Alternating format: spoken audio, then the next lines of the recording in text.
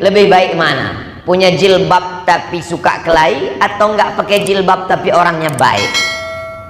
Akhirnya yang jawab pusing, karena yang nanya juga bingung. Kita terjebak pada logika-logika skolastik. Kita terjebak pada pilihan-pilihan yang tidak benar.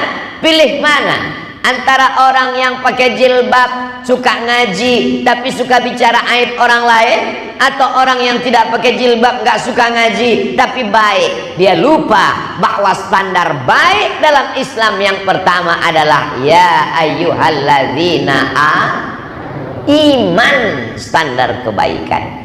Mau meminang laki-laki, meminang anak perempuan, standar kebaikan yang pertama, idza ja'akum man tardawna dinan, din, agama yang pertama. Begitu juga ketika laki-laki menikahi perempuan, apa yang dipandang? Tungka'ul mar'atu li arba', perempuan itu dinikahi karena 4. Limaliha, karena hartanya. Li hasabiha, karena nasab keturunannya. Li jamaliha, karena kecantikannya. Li diniha, karena agamanya. Di akhir hadis itu apa dikatakan? Fazfar bidzatid din, pandanglah karena agama. Sekarang dibolak-balik logika berpikir itu. Jangan tanya agamanya apa, yang penting baik. Maka kita tetap sekali Islam tetap. Tapi bukan berarti setelah pulang dari pengajian ini lalu kita membakar, menghancurkan. Tidak demikian. Islam ini paling siap untuk bertetangga, berteman, dan bersahabat dengan saudara yang tidak seakidah.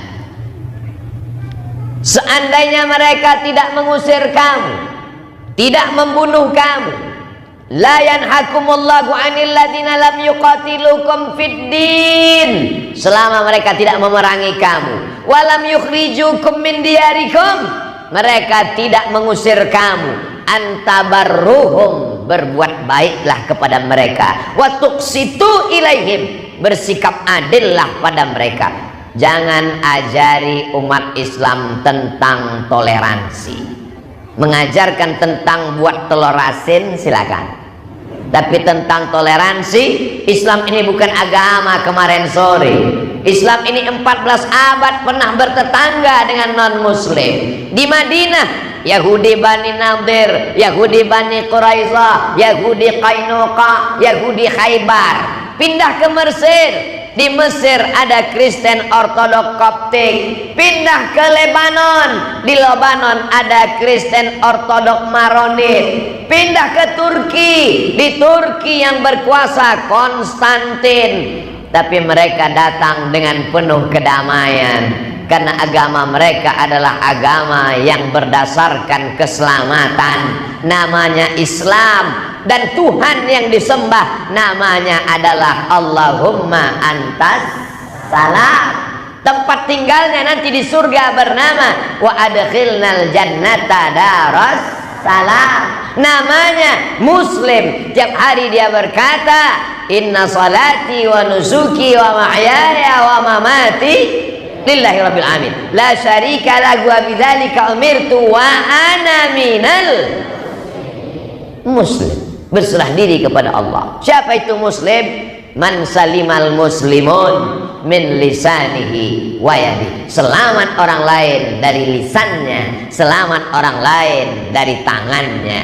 Tangannya tidak kasar, lisannya tidak keras. Abdul Somad itu ngomong aja begitu lisan, dari tadi ngomongnya keras. Saya tidak keras, mikrofonnya bagus.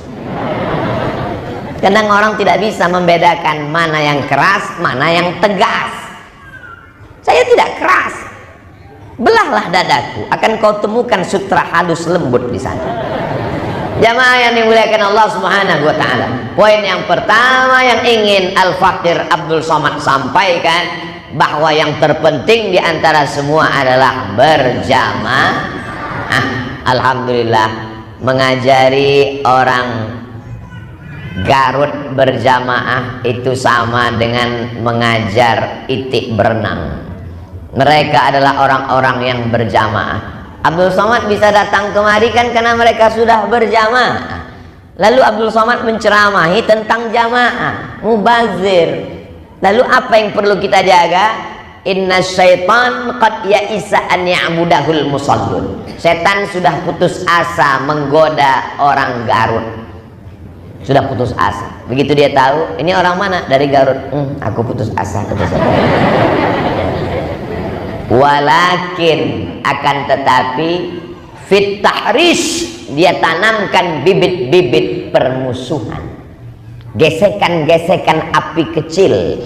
Makanya ini lalang kering. Kalau ada gesekan api kecil, cepat-cepat dipadamkan. Dengan apa? Tabayyun. Dengan apa? Klarifikasi. Dengan apa? Pertemuan-pertemuan. Dengan apa? Ngaji bareng, duduk bersama. Kalau kelihatan wajahnya cemberut, nanya, ada apa guys? Mau dibawa kemana hubungan kita ini? Tapi sekarang susah kita mau ngelihat wajah orang cemberut. Kenapa? Pakai masker.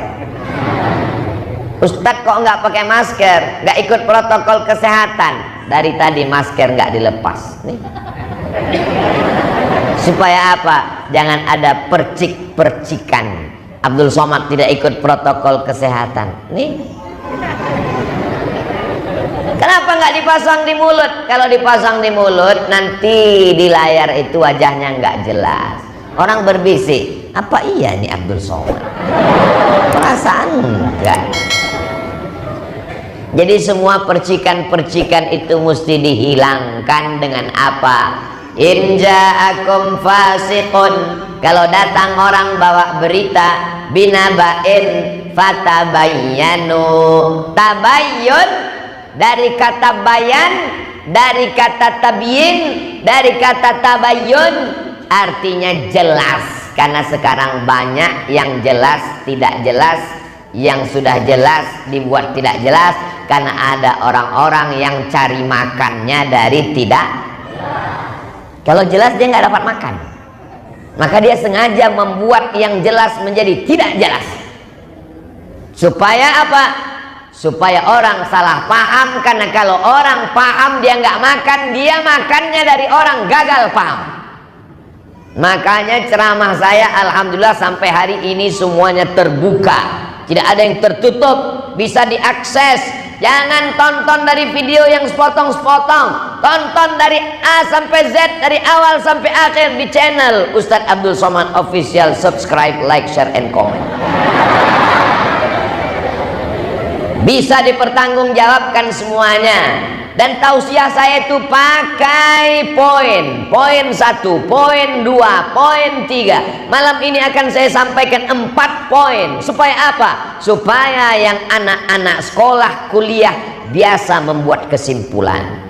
Dan intel-intel laporannya tepat, nggak salah. Bahwa poin yang pertama yang ingin saya sampaikan adalah jaga jamaah. Jamaah sholat sudah melimpah ruah sampai masjid nggak muat, sampai anak muda naik ke atas atap. Jamaah ibu-ibu melimpah ruah sampai ke belakang. Tapi jamaah mengentaskan kemiskinan, jamaah mengentaskan ekonomi umat. Masalah sholat diperdebatkan antara kaki kelingking ketemu apa enggak, nempel apa enggak, capek deh. Masalah kaki celana ke atas ke bawah dipotong apa tidak, khilafiyah. Ada yang kita sepakat, apa dia? Ketika tetangga kelaparan maka kita tidak sempurna keislaman. Tidak ada khilafiyah tentang itu, betul? Tapi di Garut semua sudah terselesaikan. Tadi datang anak muda membawa sendal dan sepatu, ngasih tahu, hai Ustadz Abdul Somad, ini program dari Garut, sendal dan sepatu dari kulit lembu asli Pak Ustadz. Dalam hati saya, betul. Dan satu sepatu ini akan membantu hasilnya untuk pondok-pondok pesantren yang tidak mampu. Hebat apa tidak hebat nih Garut? Hebat, produknya jalan. Orang sibuk sekarang kena PHK, dirumahkan akibat dari Covid. Berharap Covid selesai dengan 2 kali vaksin. Ibunya datang, Omikron. Tidak pernah selesai. Tapi orang Garut tidak sibuk memikirkan itu. Dia berpikir bagaimana supaya pondok pesantren terbantu, bagaimana supaya orang tidak dapat kerjaan punya kerjaan. Akhirnya tetap makan sapi, kulit sapinya dibawa ke pabrik buat sepatu, hasilnya tidak dinikmati sendiri. Dan tanah yang subur, cantik, indah ditanami kopi, kopinya dijual, minta endorse sama Ustadz Somad. Saudaraku dimanapun berada, kabar gembira bagi penikmat kopi. Minumlah kopi dari, selama ini dari kecil saya, yang tahu saya Garut ini cuman dodol. Ternyata sendalnya, sepatunya, jaketnya, kopinya luar biasa. Lain sumber daya alam, lain sumber daya manusia. Manusianya juga luar biasa, berjamaahnya luar biasa. Menjaga ini jauh lebih sulit, tapi insya Allah saya yakin dan percaya Allah akan menurunkan pertolongan dengan berjamaah. Nasrum minallah, pertolongan Allah, wa fathun qarib, kemenangan dekat. Kenapa? Karena berjamaah. Idza jaa nasrullahi wal fath, kalau sudah datang pertolongan Allah dan kemenangan, wa ra'aitan nasa yadkhuluna fi dinillahi afwaja.